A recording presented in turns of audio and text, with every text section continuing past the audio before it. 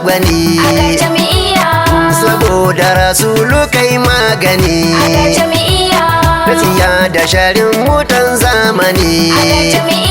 don musa maka farmayar martani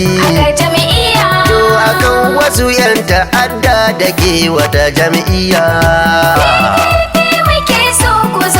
da jam'iyya